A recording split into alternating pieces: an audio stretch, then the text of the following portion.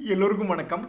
என் ஆளுக்கு என்னைய குறைச்சல் அட தேனட அப்படின்ற மாதிரி பட்ஜெட்டுக்கு அப்புறம் 3 நாட்கள் ஸ்டாக் மார்க்கெட்டில் இருந்தவங்கெல்லாம் ஸ்டாக் மார்க்கெட்டுக்கு என்ன குறைச்சல் நல்லா ஆயிடுச்சே அப்படின்ற மாதிரி மகிழ்ச்சிகரமாக இருந்தாங்க. இன்றைக்குமே கூட 150 பாயிண்ட் நிஃப்டி இறங்கியிருக்கு. இருந்தாலும் போய் பார்க்கும்பொழுது மொத்தம் 750 முக்கியமான டோட்டல் மார்க்கெட் இண்டெக்ஸில் எடுத்து பார்க்கும்பொழுது இன்றைக்குமே ஒரு 200 பேர் ப்ளஸில் தான் இருக்காங்க. குறிப்பாக சின்ன சின்ன கம்பெனிகள் மேல் நோக்கி வந்திருக்கு. ஸோ 2026 சந்தோஷமான 3 நாட்கள் எது அப்படின்னா இந்த பிப்ரவரி மாதத்தில் ட்ரம்ப் அவர்கள் போட்ட ட்வீட்டுக்கு அப்புறம் வந்திருக்கக்கூடிய ஒரு 3 நாட்கள் தான். ஸோ 2026 உங்களுடைய போர்ட்ஃபோலியோவை ஒரு பொறுப்புள்ள ஷேர் உங்களுடைய போர்ட்ஃபோலியோவை காப்பாற்றிருக்கு அப்படின்ற மாதிரி இருந்தால் நீங்கள் எந்தெந்த ஷேர்களை ரேங்க் பண்ணுவீங்க? குறிப்பாக ஒரு 5 செக்டர்கள் ஸ்டாக் மார்க்கெட்டில் இந்த 2026 கொஞ்சம் பரவாயில்ல. ஸோ பிப்ரவரி மாத டேட்டாவின் படி அந்த தகவல்களை இப்போ பார்க்க போகிறோம். அதுக்கூடையே இன்னொரு தகவல் என்னென்னா, நிறைய ட்ரேடர்கள் எப்படி மல்டி பேக்கர் ஷேர்களை கண்டுபிடிக்கிறாங்க, அதற்கு அவர்கள் உபயோகப்படுத்தும் முறை என்ன அப்படின்னு நம்ம பார்க்கறதுக்கு முன்னாடி இன்னொரு நண்பர் என்ன ஒரு தகவல் கொடுத்துருக்காரு அப்படின்னா, ஒரு 52 வீக் லோவில் எப்போ கிடக்குதோ அப்போ பிடிக்க வேண்டியது தம்பி, அதுக்கப்புறம் 1 வருஷம் 2 வருஷம் கழித்து அது ஏறுனா புக் பண்ணுவேன், இல்லைன்னா அதை விட்டு கீழே போச்சுன்னா என்ன ஆகுதுன்னு நான் பார்த்துக்கிட்டு இருப்பேன் ஒரு ப்ளூ சிப் கம்பெனியாக இருக்கும் பட்சத்தில் அப்படின்ற மாதிரியான தகவலை தான் நம்மளுக்கு ஆதாரப்பூர்வமாக பல பேர் கமெண்ட்டில் போட்டிருக்காங்க. அதுவே ஸ்டாக் மார்க்கெட்டில் ட்ரேடர்கள் என்ன எதிர்பார்ப்பாங்கன்னா, ஒரு கெட்ட நியூஸ் முடிஞ்சிருச்சு நல்ல நியூஸ் வரும்பொழுது அந்த பங்குகள் 200 டேஸ் மூவிங் ஆவரேஜை தாண்டக்கூடிய ஒரு சக்தி இருக்கா அப்படின்ற மாதிரி தான் மல்டி பேக்கர் ஸ்டாக்குகளை கண்டுபிடிப்பாங்க. ஒரு உதாரணத்துக்கு இந்த வருஷத்தில் பொறுப்புள்ள செக்டர்கள் ஏதோ கொஞ்சம் பரவாயில்ல அப்படின்ற மாதிரி பார்த்தீங்கன்னா, ஃபஸ்ட்டு டெக்ஸ்டைல் செக்டர்கள் தான் வருது. டெக்ஸ்டைல் செக்டரில் பெரிய ஆளுகன்னு பார்த்தீங்கன்னா நிறைய பேர் இருக்காங்க. கேபிஆர் மில் இருக்காங்க, அவங்கெல்லாம் ஒரு வருஷத்துக்கு 800 கோடி வருமானம் பண்ணிக்கிட்டு இருக்காங்க. ட்ரைடென்ட் ஒரு வருஷத்துக்கு 400. வர்தமான் டெக்ஸ்டைல்ஸ் இருக்குது, அவங்களும் ஒரு வருஷத்துக்கு 800 கோடி. அதே மாதிரி வெல்ஸ்பன் லிவிங் அப்படின்ற ஒரு பங்கு ஒரு வருஷத்துக்கு 360 கோடி பண்ணுறாங்க. கார்வார் டெக்னிக்கல் ஃபைபர்ஸ் அப்படின்ற ஒரு பங்கு அவங்கெல்லாம் ஒரு 200 கோடி பண்ணுறாங்க. ரேமண்ட் லைஃப் ஸ்டைல் அப்படின்ற பங்கு அதெல்லாம் ஒரு வருஷத்துக்கு 53 கோடி அப்படின்றது பண்ணிட்டு இருக்காங்க. ஏன்னா ரேமண்ட் சமீபத்தில் பிரித்து விட்டாங்க இல்லையா பிஸ்னஸ் பைஸு, அதனால். ஸோ இந்த கோகுல் தாஸ் எக்ஸ்போர்ட்ஸ் எல்லாம் ஒரு வருஷத்துக்கு ஒரு 100 கோடி பண்ணுறாங்க. கைடெக்ஸ் கார்மெண்ட்ஸ் என்பது ஒரு 85 கோடி பண்ணுறாங்க.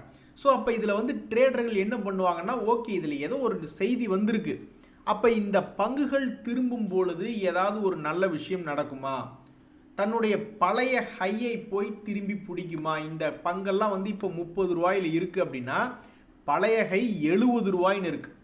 அப்போ ஒருவேளை தன்னுடைய பழைய ஹையை போய் இந்த ட்ரைடென்ட்டுக்கு இது பிடிக்குமா?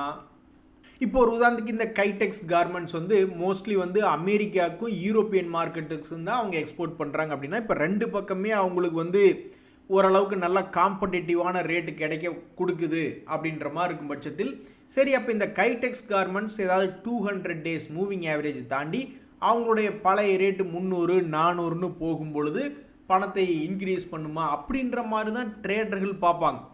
200 டேஸ் மூவிங் ஆவரேஜை தாண்டுது, அதுக்கு ஏதாவது லாங் டேர்மில் ஃபண்டமெண்டலி ஏதாவது ஒரு நல்ல செய்திகள் வருதா அப்படின்ற மாதிரி தான் பார்ப்பாங்க. ஸோ இப்போ இந்த கேபிஆர் மில்லே இருக்குது, அந்த பங்குமே ஏதாவது 200 டேஸ் மூவிங் ஆவரேஜ் தாண்டி அவனுடைய பழைய ஹையை போய் தொடுற மாதிரி தொடுமா? வர்தமான் டெக்ஸ்டைல்ஸ் அப்படின்றது இருக்குது, அவங்களுடைய பழைய உச்சம் என்பது ஆல்மோஸ்ட் 543 பக்கத்தில் இருக்குது. இதில் என்ன ஒரு ஆச்சரியம்னா, பல்வேறு பங்குகள் நல்ல செய்திகள் வரும்பொழுதே உச்சிக்கு பக்கத்தில் தான் இருக்கான். மிகவும் சொற்பமான கம்பெனிகள், ஒரு உதாரணத்துக்கு ட்ரைடென்ட் போன்ற பங்குகள்லாம் தான் அவன் நல்ல அதனுடைய பழைய ரேட்லேருந்து ஆல்மோஸ்ட் பெரிய அளவில் கீழே விழுந்து கிடக்கிறான். இந்த வெல்ஸ்பன் லிவிங் போன்ற பங்குகள் அதனுடைய மூவ்மெண்ட் எல்லாம் பார்த்தீங்கன்னா அவனு பெரும்பாலும் ஹையுக்கு பக்கத்துலேயே தான் சுற்றிக்கிட்டு இருக்காங்க. கடைசியில் பார்க்க போனால் இந்த ரேமண்ட் லைஃப் ஸ்டைல் அப்படின்ற பங்கு, ட்ரைடென்ட் அப்படின்ற பங்கெல்லாம் தான் மிகப்பெரிய அளவில் அதனுடைய உச்சியிலிருந்து விழுந்து கிடக்கு. அப்படியே அந்த ட்ரைடென்ட்டையும் நம்ம இந்த ரேமண்ட் லைஃப் ஸ்டைலையும் கம்பேர் பண்ணால் ட்ரைடென்ட் தான் வின்னராக இருக்கான். அவன் ஒரு வருஷத்துக்கு 444 கோடி வருமானம் என்பது பண்ணிக்கிட்டு இருக்கான். ஃபண்டமெண்டல் அவனுடைய டேட்டா என்பது.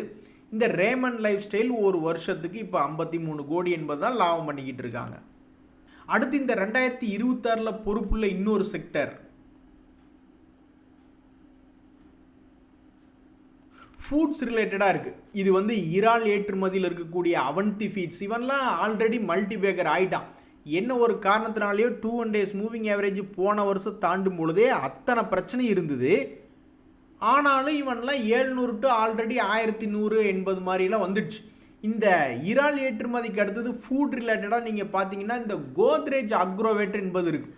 அது ஒரு வருஷத்துக்கு 400 கோடி என்பது வருமானம் பண்ணி 2வது இடத்துல இருக்குது. அவந்தி ஃபீட்ஸ் ஒரு வருஷத்துக்கு 652 கோடி.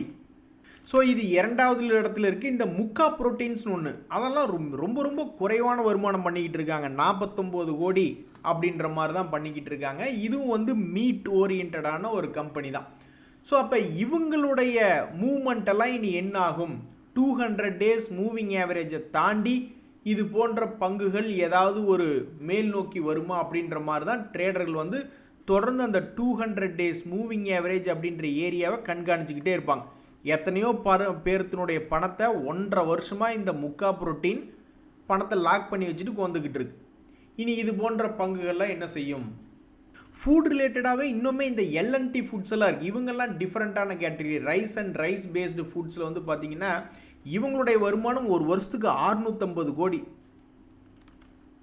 பார்த்தீங்களா நண்பர்களே? இதிலிருந்தே ஒரு டேட்டா என்ன தெரியுதுன்னா, நீங்கள் ஹோட்டல் தொழில் ஆரம்பிக்கிற மாதிரி இருந்தால் நான்வெஜ்ஜை மட்டுமே வச்சு பெருசாக சம்பாதிச்சிட முடியாது.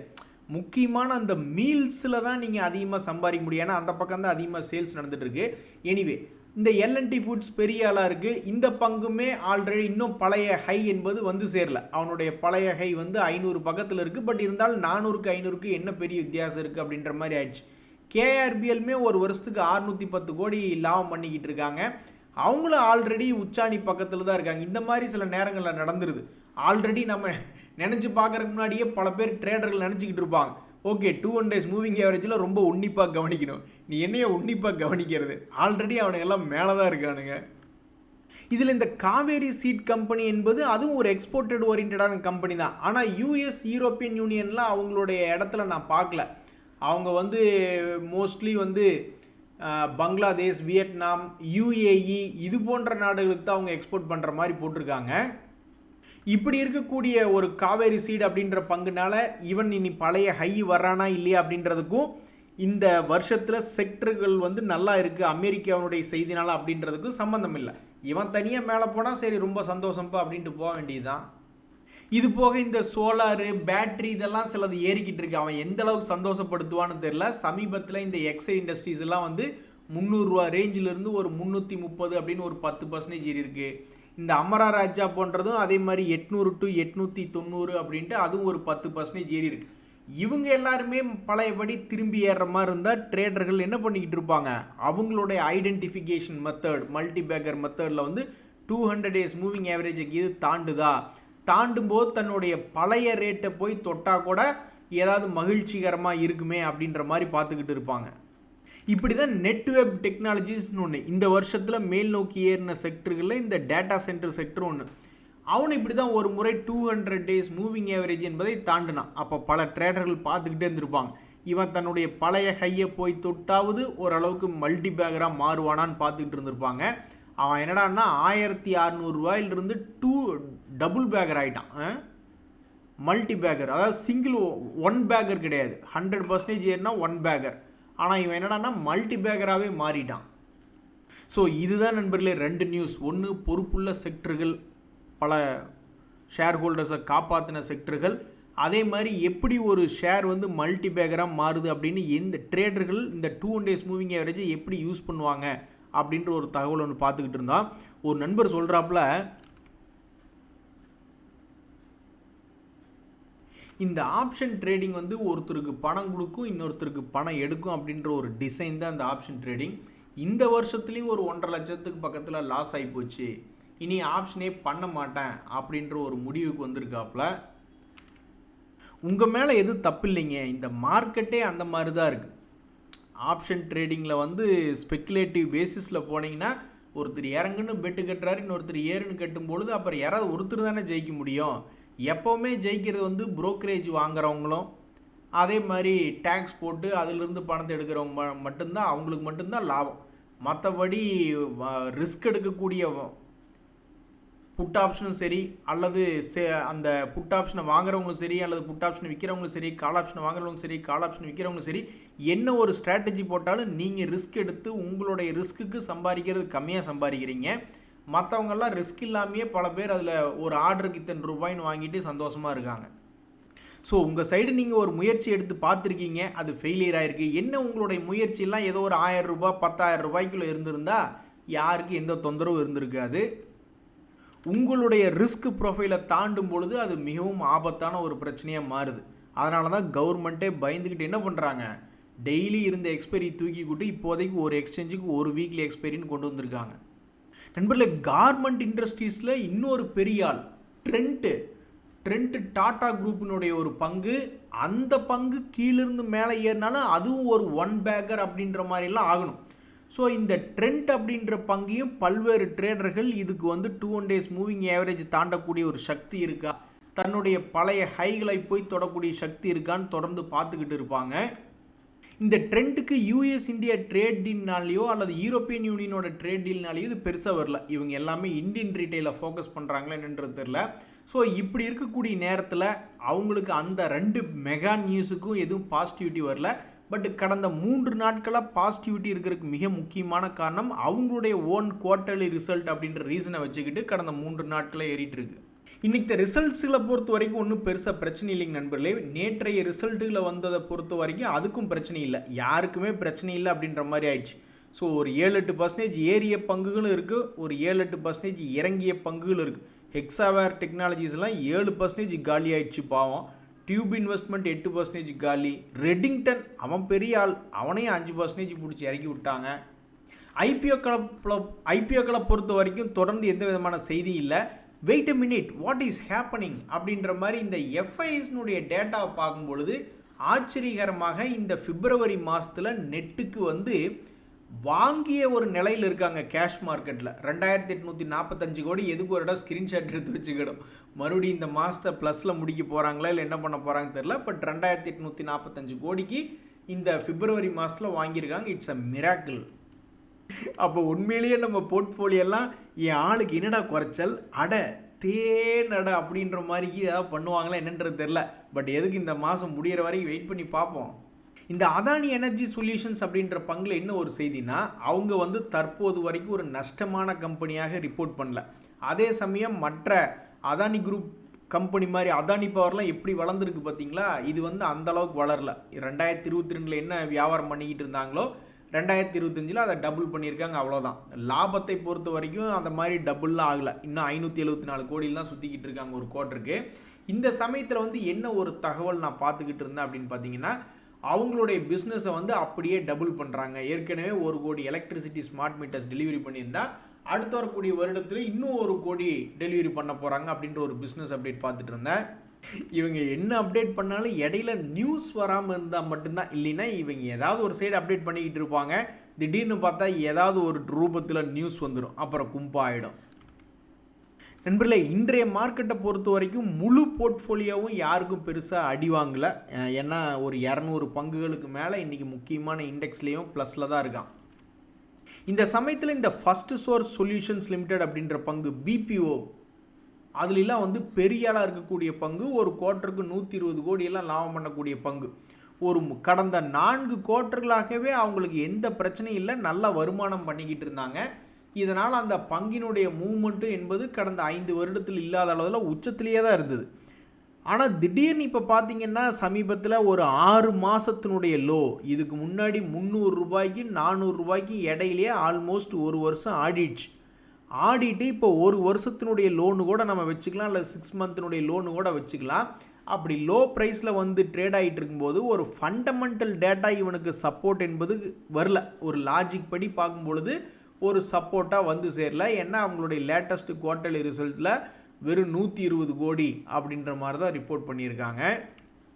இந்த பங்கை பொறுத்த வரைக்கும் பப்ளிக் கையில் எதுவும் இல்லை. 5 வருஷத்தினுடைய உச்சத்தில் இருக்குது இந்த ஸ்டாக். அதில் பப்ளிக்னுடைய கையில் பெருசாக இல்லை. டிஐஸ் கிட்ட தான் 25% ஹோல்டிங் இருக்குது.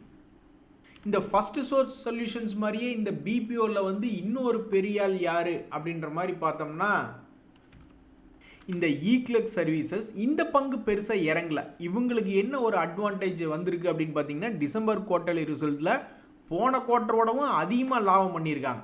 அப்போ இவங்களுடைய ஒரு வருஷத்தினுடைய ட்ரெயிலிங் 12 மந்த்ஸ் என்பது 669 கோடி, இதுக்கு முன்னாடி 541 கோடி தான் இருந்திருக்கு. அப்போ இவங்க வந்து ஃபர்ஸ்ட்வேர் சொல்யூஷன்ஸை பீட் பண்ணிட்டாங்க. அவங்க வந்து 630 கோடி தான் இப்போ ட்ரெயிலிங் 12 மந்த்ஸு. ஆனால் இந்த ஈக்லெக்ஸ் வந்து 669 கோடி, பலே வெள்ளைய தேவா அப்படின்ற மாதிரி இந்த ஈக்லெக்ஸ் சர்வீஸஸ் சூப்பரான ஒரு வேலையை பண்ணிட்டாங்க. ஆனால் ரெண்டு பேருமே பெருசாக இறங்கல. இவன் இந்த ஃபர்ஸ்ட்வேர் சொல்யூஷன்ஸ் வேணாலும் ஒரு 6 மந்த் லோ அப்படின்ற மாதிரி காமிக்கிறான். ஆனாலும் அந்த ஈக்லெக்ஸ் என்பது பாவம் அது உச்சத்தில் தான் இருக்குது. நண்பர்களே, ரொம்ப எச்சரிக்கையாக இருங்க. மறுபடி உச்சாணி கொம்புகளில் போய் லாக் ஆகக்கூடிய ஆட்கள் ரொம்ப அதிகமாக இருக்க வாய்ப்பு என்பது இருக்குது. இப்போ கூட சமீபத்தில் கோல்டில் உச்சத்தில் இருக்கும்போது போய் வாங்கிக்கிட்டாங்க, அப்புறம் அதே இடத்துல கோல்டு சுற்றிக்கிட்டு இருக்குது. அது மாதிரி தான் சமீபத்தில் இந்த எம்சிஎக்ஸ், முத்தூட் ஃபைனான்ஸ் போன்ற பங்குகள்லாம் உச்சத்துக்கு போயிட்டு மறுபடி புதிய உச்சம் என்பது போயிட்டால் பரவாயில்ல. ஒருவேளை புது உச்சங்கள் போகலை அப்படின்னா அப்புறம் உச்சாணி கொம்பில் லாக் ஆனது யாருன்னா அதில் போய் உங்கள் பேர்லாம் எழுதி வச்சிருவாங்க. அப்புறம் மறுபடியும் அந்த உச்சாணி கொம்பை மறுபடியும் என்னைக்கு அவன் தாண்டுவான் அப்படின்றது யாருக்கும் தெரியாதபடிக்கு உட்காந்துருக்கும். ஒரு உதாரணத்துக்கு பார்த்தீங்கன்னா, இந்த முத்தூட் ஃபைனான்ஸில் என்ன சமீபத்தினுடைய நியூஸ் என்ன அப்படின்னு பார்த்தீங்கன்னா, அது ஆல்மோஸ்ட் 4000க்கு பக்கத்தில் ஒரு உச்சாணி என்பது ஏற்படுத்தியிருக்கு. அதுக்கப்புறம் தற்போது இந்த பங்கு வந்து 3583 ட்ரேட் ஆகிட்டு இருக்கு. மறுபடியும் எப்போ அந்த உச்சாணி கொம்பை தாண்டும் அப்படின்றது பல பேர் ஆர்வமாக பார்த்துக்கிட்டு இருக்காங்க. அதே மாதிரி இந்த மல்டி கமாடிட்டி எக்ஸ்சேஞ்ச் அப்படின்ற பங்குமே ஒரு கட்டத்தில் ஒரு உச்சாணி என்பதை கிரியேட் பண்ணியிருக்கு. இனி மறுபடியும் இந்த பங்குனுடைய மூவ்மெண்ட் எந்த சைடு போகும், மறுபடியும் தன்னுடைய பழைய ஹையை தாண்டி போகுமா அல்லது கீழே வருமா அப்படின்ற மாதிரி பார்த்துட்டு இருக்காங்க.